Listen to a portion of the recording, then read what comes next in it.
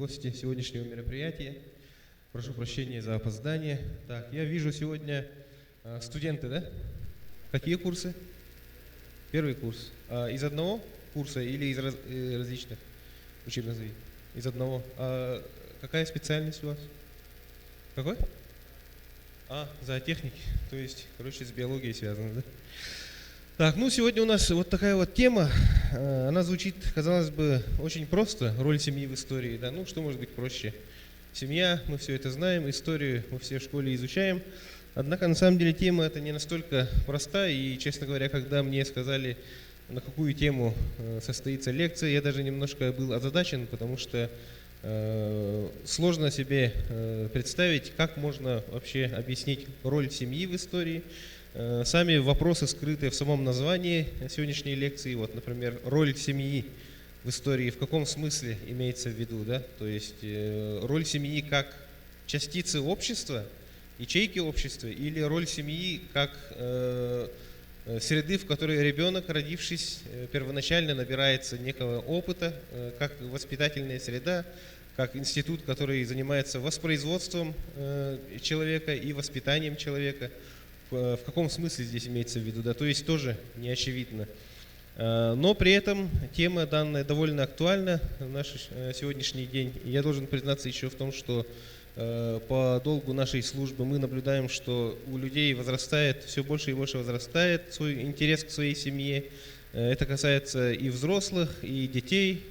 Я вот в частности частенько работаю в комиссиях жюри различных конкурсов и конференций, на которых слушаем исследовательские работы школьников и студентов, и там очень часто бывает история именно семьи. Ну, про предков рассказывают, откуда они возникли, генеалогия там, или если, допустим, есть какой-то предок, дед или прадед, который участвовал в Великой Отечественной войне, это самое вот популярное, да, или человек, который сделал определенный вклад в науку, в военной среде и так далее.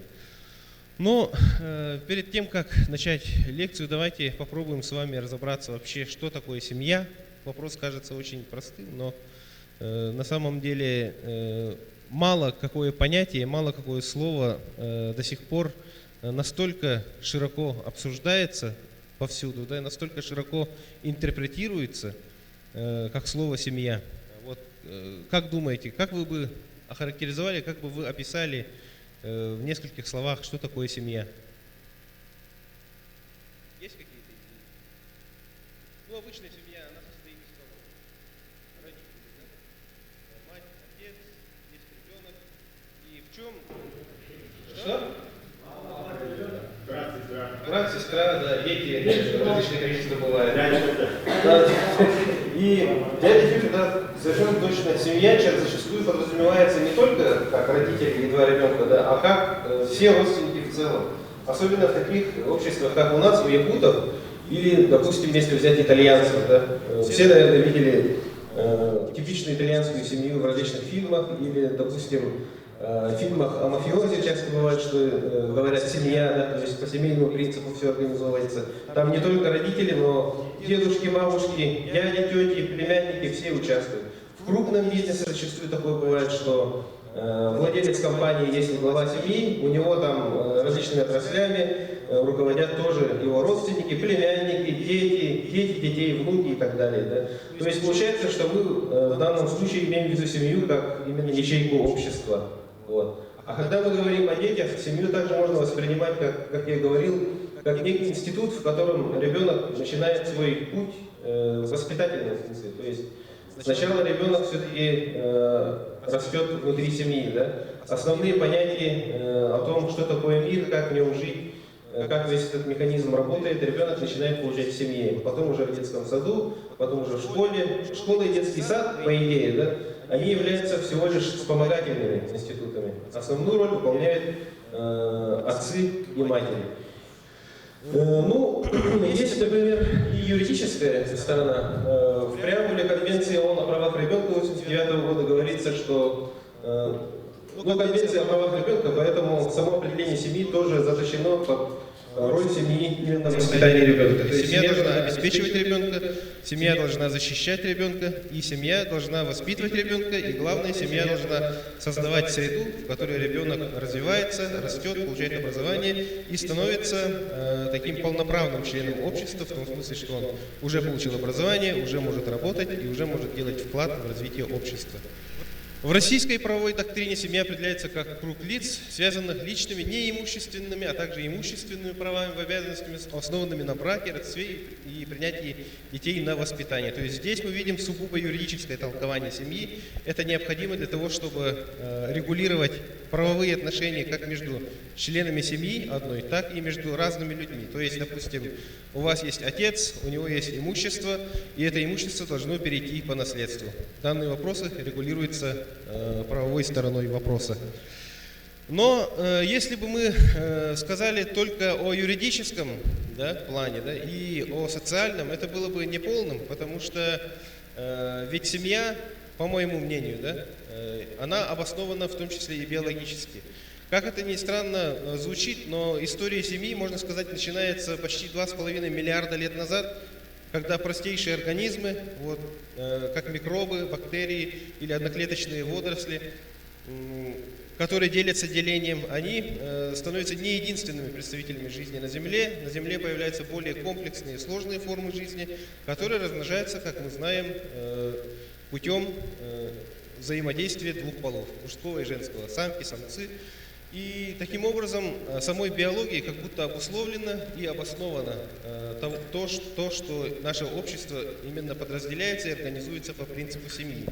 Вот если рассказать о картинках, пингвины, гуси, как ни странно, среди птиц чаще всего наблюдается именно семья в современном нашем классическом понимании, как союз мужчины и женщины, у которых есть ребенок. То есть это называется моногамная семья, Полигамная – это когда много жен, один муж. А у птиц партнеры выбирают себе друг друга на всю жизнь. То есть если пингвины нашли друг друга, то они будут вместе воспитывать ребенка. Не то, что воспитывать, конечно, к детям это в меньшей степени относится, но они будут именно кормить ребенка, защищать его, добывать пропитание вместе. Отец, например, у пингвинов самец остается со своим детенышем в колонии, когда самки идут на море искать пропитание. Причем они таким образом организованы, что самцы все становятся, наверное, когда-нибудь видели такие кадры, видео, когда пингвины становятся в такой тесный строй, когда между ними практически нет свободного пространства, у каждого самца здесь где у него специальное такое пространство теплое, с мехом, скрывается ребенок, они все вместе соединяются, и внутри образуется такой изолированный, защищенный от холода пространство, в котором выживают детеныши. Причем они там местами меняются, те, которые внутри, постепенно выходят наружу, а те, которые были снаружи, постепенно заходят внутрь, и таким образом они обеспечивают выживание своего потомства. А в это время самки идут на море, ловят рыбу, находят пропитание. Так работает брачные отношения у пингвинов, так работает брачные отношения у многих видов птиц. При этом странно, что именно у млекопитающих, то есть и волков, китов, или, допустим, даже у приматов, обезьян различных, чаще всего именно такого классического образа семьи отсутствует. У тех же горилл или шимпанзе, например, такого института, когда партнеры находят друг друга на всю жизнь, не существует. Там есть альфа-самец, есть все остальные подчиненные, и на этом основана их иерархия. Если же мы говорим о человеке, то на протяжении всей истории человечества понятие семьи развивалось в соответствии с развитием его социальной структуры. Например, что бы вы сказали, если бы я спросил, как началось развитие человеческого общества? Какие сначала общества возникли? Чем они занимались? Дома, а еще до строительства домов, когда жили еще в пещерах. Как? Пещеры начали, добыча, охота, в пещерах люди жили, потом начали потихоньку дома себе, жилища строить.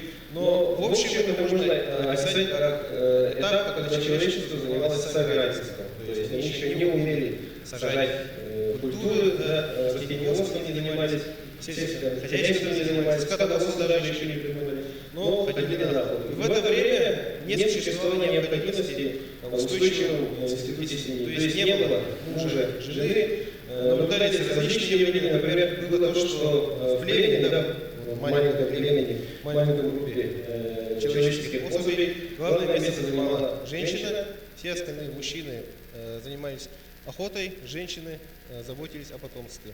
Это называется матриархат, когда главенствующую роль выполняет женщина. Потом человечество научилось добывать себе пропитание путем занятий сельским хозяйством.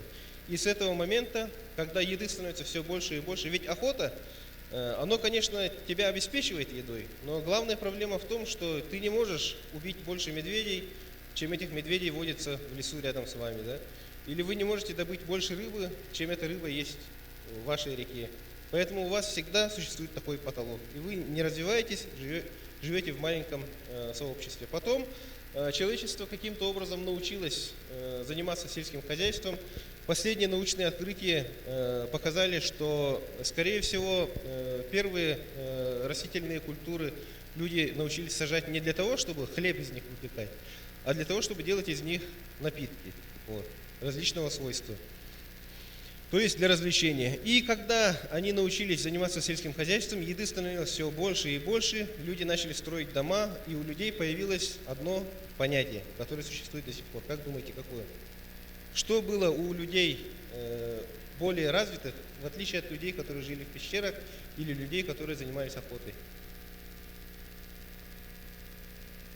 Такой вот. Вот, допустим, вы охотник, у вас есть все для охоты, у вас есть племя, вот, и вы все живете в одном помещении. И другой пример, например, Древний Рим, в котором у людей есть дом, есть хозяйство, есть лошадь, есть свои орудия труда, и иногда бывает свое оружие. Как это называется? А более узко, если мыслить. Ну, лук, да, это что? Вот, что у них, у более развитых обществ было, у людей более развитого общества, как это называется одним словом? Все вот это оружие, орудие труда, например, могла быть тележка с лошадью, дом, амбар, склад, земля, на которой ты выращиваешь хлеб. Как это назвать? Имущество. У людей появляется имущество. И когда у людей появляется имущество, возникает вопрос, кто будет управлять имуществом? Вы же не будете всем племенем управлять вашим имуществом. Нет же, у вас появляется понятие «моё». Это мой дом, а это дом моего соседа. Это моя земля, а это земля моего соседа. И каким образом, вы же не захотите, вы состаритесь все равно, и рано или поздно возникнет вопрос. Я скоро уже в мир иной отправлюсь, после меня останутся дети. Что делать с имуществом? Детям, да, оставить наследство. То есть из-за таких вопросов возникает институт семьи, когда необходимо управлять имуществом, когда необходимо наследовать имущество. И вот здесь вот мы видим древнеримский, здесь вот барельеф древнеримский, здесь вот маленький медальон, на котором, ну согласитесь, довольно хорошо изображена мать с ребенком. Медальон 150 года нашей эры, то есть 2000 лет назад было нарисовано. У людей древних цивилизаций, таких как Рим, Греция, Древняя Персия, Египет, уже было понятие семьи. Но оно еще не было настолько абсолютным, как в средние века. Вот здесь карта какой страны? Франция, да. Но что в ней странного? Да, совершенно точно. Мы привыкли к тому, что мир разделен на государства, и Франция там окрашена в один цвет, Англия в другой цвет, рядом Германия третий цвет. А здесь на этой картинке мы видим, что Франция, она разделена на множество различных областей. Они все различным цветом обозначены. Где-то здесь есть земля короля, где-то здесь есть земля церкви, но самое важное, по какому принципу эти земли разделены, как думаете? Да, вот именно, графство, герцогство, где вот именно дворянское сословие получало земли в имущество, а имущество переходило в наследство. Таким образом, в средние века мы видим, что институт семьи стал абсолютным. абсолютной формой управления и организации обществом. Да. Здесь получается, что существовали не единые государства, как Франция, Англия в современном понятии, а именно было множество маленьких земель, причем это самые крупные земли. Вот, допустим, если взять вот эту маленькую область, она подразделяется на сотни еще более мелких, которые связаны с клятвами с одним господином. То есть вся структура общества была создана по принципу семьи. Есть семья короля, под семьей короля есть множество семей дворян, которые поклялись ему в верности, и им дается земля. А у каждого вот этого герцога и барона есть свои вассалы, то есть другие семьи, обладающие более мелкими земельными наделами, которые поклялись в верности ему. Следующая картина. Что за карта? Да, карта Европы. Здесь опять-таки наша Франция, а вот здесь вот такая вот кашица, да, которая здесь настолько много различных фракций и настолько много различных цветов, что для глаза человека это превращается в единую такую кашу. Казалось бы, беспорядочную. Вот это сшитая из лоскутов территория, это территория современной Германии. Сейчас мы Германию знаем как единое государство, а в средние века мы видим, что в особенности в Германии именно устройство общества по принципу семьи дошло до абсолюта. То есть там не было единого государства Германии. Да, была Священная Римская империя, однако она не была единым государством в современном понимании этого слова. Да? То есть это был союз сотен и даже тысяч мелких земельных наделов, у которых у каждого был свой герб, у каждого было свое название, и всем этим управляли семьи. То есть почему я привел в пример именно Средневековье, а потому что именно в средние века семья становится главным основополагающим принципом устройства и организации общества. Затем это немножко изменилось, роль семьи несколько снизилась, однако основы, которые были заложены еще тогда, сохраняются по сей день. Вот еще одна картинка, то есть точнее их две. Здесь царская династия Романовых, то есть в продолжении этой темы. Такой способ управления сохранялся вплоть до начала 20 века. И здесь вот 3 фотографии, 3 портрета. Кто это такие? Кто-нибудь скажет? Это Вильгельм II, кайзер Германии, да? Это король Георг, английский, и наш царь Николай II. Дело в том, что они были родственниками. Даже в те времена их называли братьями. Ну да, они кровные братья были. Конечно, ни в одной семье они выросли, однако прямо кровью они были связаны. Проблема в том, что вот Первая мировая война, кровопролитнейшая война в истории человечества, была развязана во многом из-за взаимоотношений этих 3 братьев. Как вам такое влияние семьи на историю человечества? То есть здесь мы видим пример, когда семья, семейные отношения напрямую участвуют в развитии самых значительных и величайших событий в истории человечества. Здесь фамильное древо Романовых. Здесь мы видим, по какому принципу организовывались семьи в то время. То есть семья это была не только мама, папа и дети. Да? Тогда сразу имели в виду всех предков, начиная с самых ранних времен, даже если они жили сотни лет назад. То, что делали их предки, имели непосредственное значение для тех, кто жил ныне. Они называли себя фамилией своих предков, они брали на себя даже юридическую ответственность за те договора, за те юридические документы, которые подписывали предки. Здесь мы тоже видим роль семьи в истории и человечества, и в истории России в частности. Однако все это речи о элитной части общества. Да, это правители, это графы, герцоги, дворянство, которые составляли отнюдь абсолютное меньшинство того времени. Как же жили, как организованы были люди в большинстве своем. Здесь вот архивный документ. Вам, наверное, не очень хорошо видно, да? Да. Да, этот документ называется «Ревизская сказка», датируется она 1816 годом. Что это за документ? Этот документ составляли в Российской империи по итогам переписи населения для того, чтобы уточнять данные для собирания налогов, для осуществления рекрутских наборов и так далее.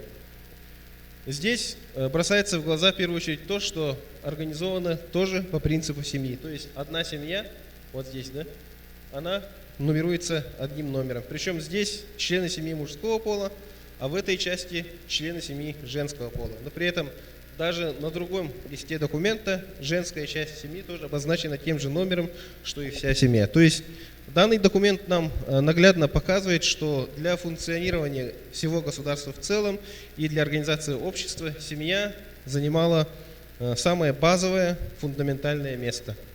Еще вот по истории России уже в школе, по-моему, проходит то, что в какое-то время в некоторых странах, в частности в России тоже, население учитывали по душам, и причем учитывали только мужской пол, то есть как именно глава семейства и человек, который имеет юридические права наследовать собственность и который признавался дееспособным. Идем дальше. Этот документ называется «Метрическая книга», запись метрической книги. О чем этот документ? Вот здесь имя, можете догадаться. Это вот до 1917 года в таких документах фиксировали рождение человека.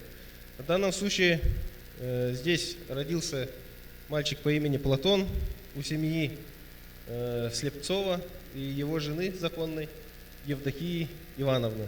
Кто это такой, как думаете? Да, Платон Аюнский, Слепцов. Вот, пишется дата его рождения, 29 октября, и дата его крещения, 18 ноября.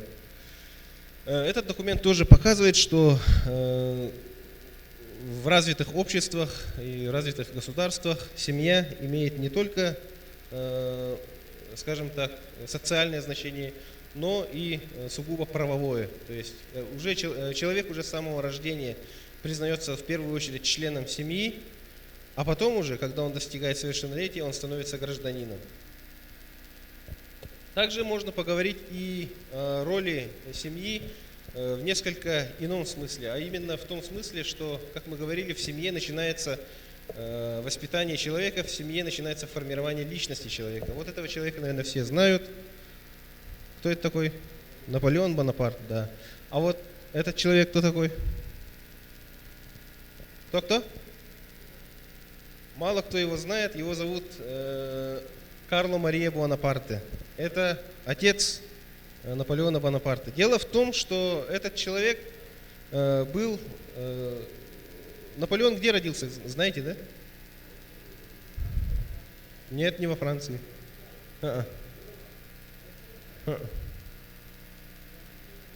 Ну да, почти угадали. Остров Корсика, да, совершенно точно, Корсика. Причем, когда Наполеон родился, Корсика уже была частью Франции, но когда отец его здравствовал, да, Корсика не была частью Франции, и даже было движение за независимость Корсики от Франции.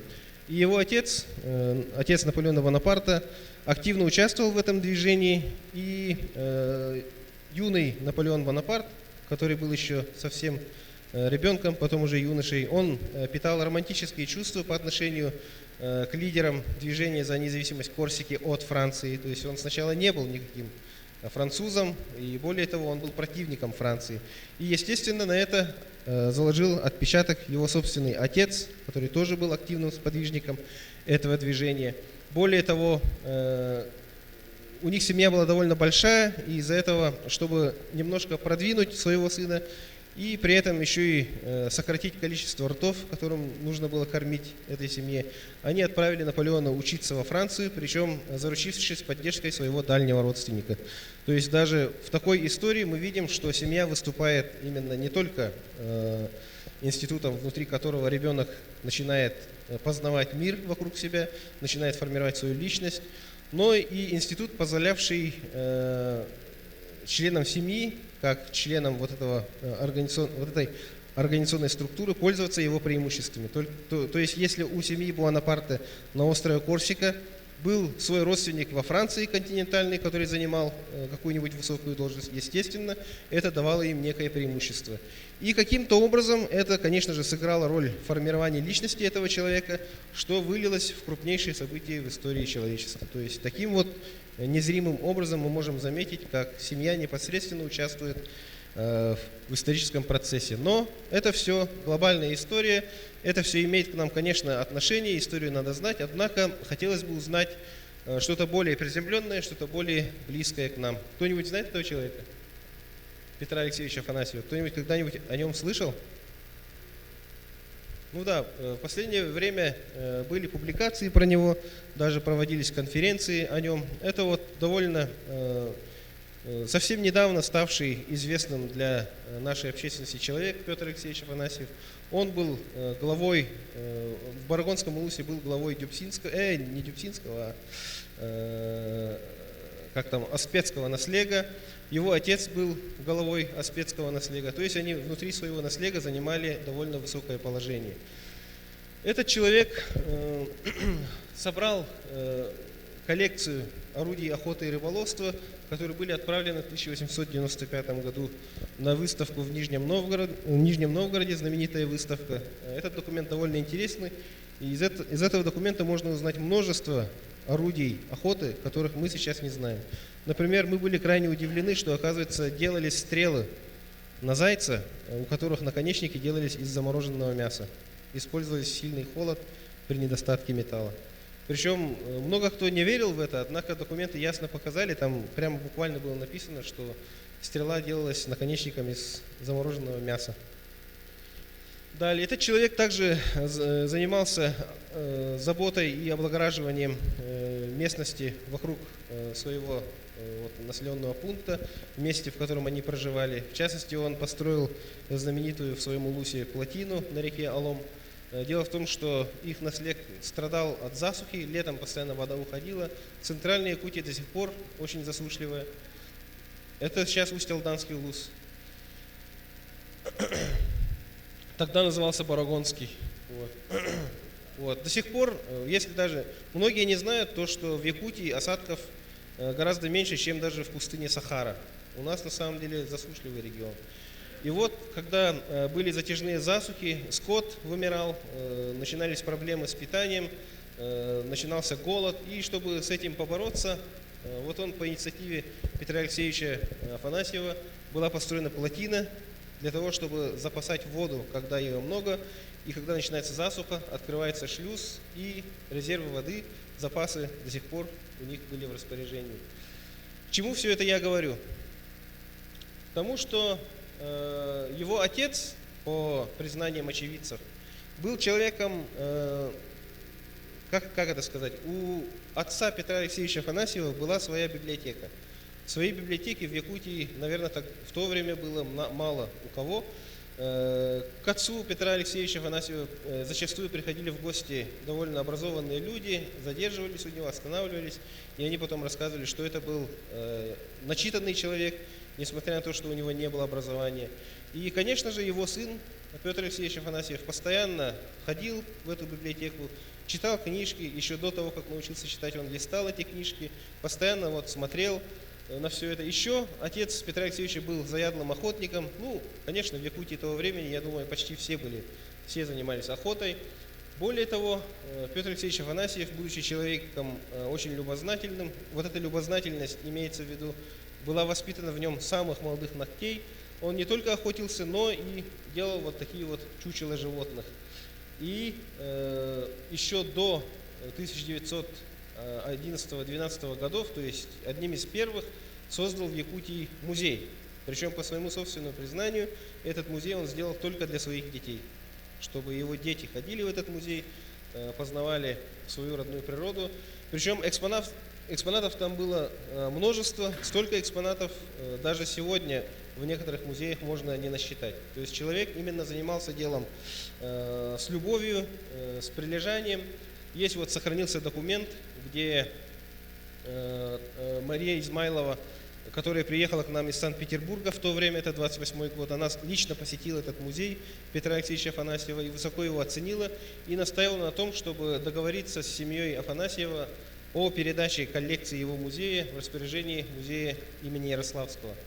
Это письмо Измайловой 28-го года, и эта история завершилась тем, что дочери Петра Алексеевича Афанасьева все-таки решили, что музей должен принадлежать, коллекция их отца должна принадлежать музею Ярославского, потому что Своими силами они, конечно же, не могли обеспечить всех мер по сохранности экспонатов, и поэтому вот в 28 году они написали письмо. К ним, кстати, лично ездил Аюнский, разговаривал с ними, он их убедил, и они передали эту коллекцию в распоряжение музея Ярославского. К чему вся эта история?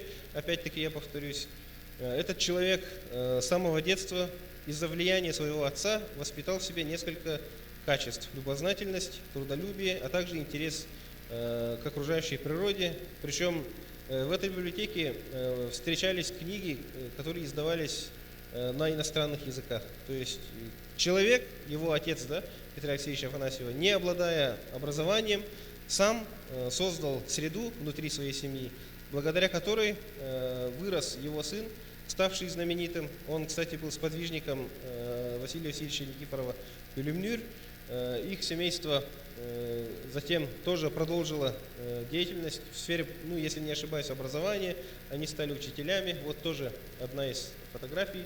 Сейчас вот эта коллекция до сих пор хранится в музее имени Ярославского. Вот семья Василия Васильевича Никифорова Кюльмнюр. Довольно большая семья. Здесь его все родственники.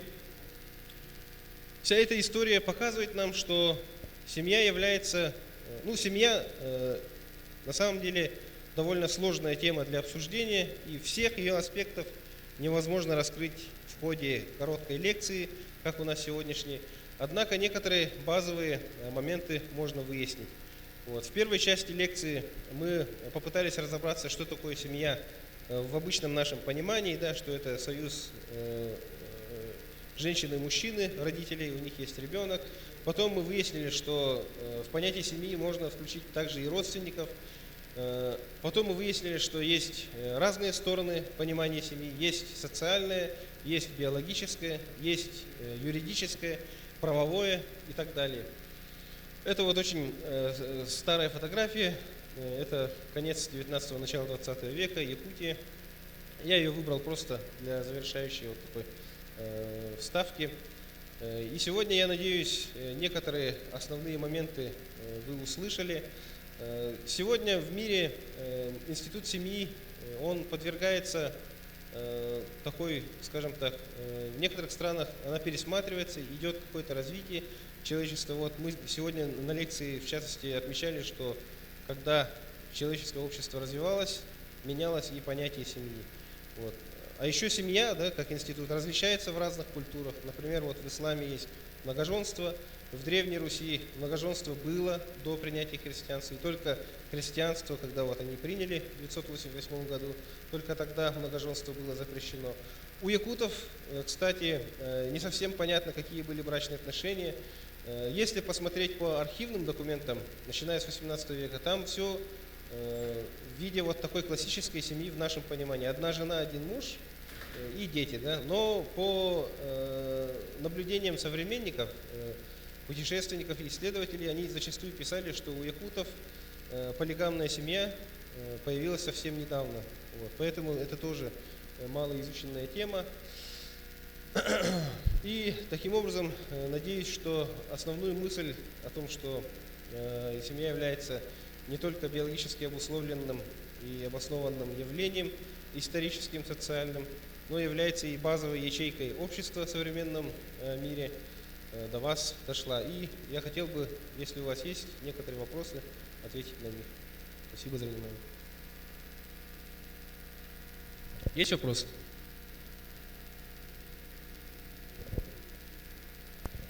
О роли семьи. Вот кто-нибудь может о своей семье пару слов скажет?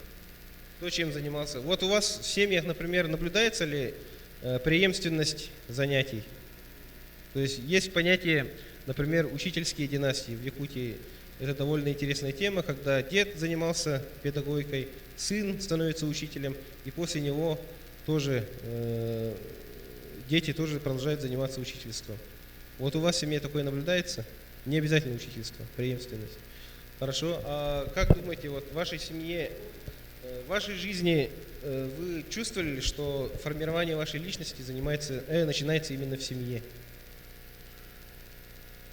Вот именно в вашей семье, в самом раннем детстве, вы чувствовали, что у вас начинается формирование вашей личности? Какое влияние вы ощущали от своей семьи? чем вы видите именно роль своей семьи в вашей жизни на данном этапе? То, о чем мы говорили, создание условий для реализации человека, условий для получения образования ребенком, вот это все у нас сегодня наблюдается. Если я о себе немножко поговорю, да, вот в моей деятельности тоже преемственности не особо наблюдается. Это вот, можно сказать, характеристика современного мира, когда вот уже нет никаких таких династий, да, нет царских династий, нет аристократических династий, но есть вот обычная семья среднестатистическая. Вот, например, у меня отец был водителем, мать работала школьным библиотекарем, а я стал архивистом. Да. Историков у меня не было в семье. Дед был директором школы, бабушка была фельдшером, еще одна бабушка была дояркой и в свободное время занималась музыкой. Вот. Но все-таки в одном наблюдается преемственность. Дело в том, что мой отец играл на баяне неплохо, писал песни. Бабушка одна тоже в Сунтарском улусе в свое время была довольно известной Тоюксут, да, на ИСЭХах выступала. Ее даже хотели вот в Якутск направить, чтобы она продолжила деятельность в сфере культуры, но она отказалась, потому что она одна выращивала детей, ей нужно было работать. Вот. И я тоже вот свободное от работы время занимаюсь музыкой. Вот. В таком вот виде мы даже сейчас можем наблюдать, что в некоторых семьях есть преемственность сферы занятий, есть роль воспитания, начиная от молодых ногтей, воспитание, которым занимаются родители. Ну, если нет вопросов, то, наверное, можно и закончить. Спасибо за внимание.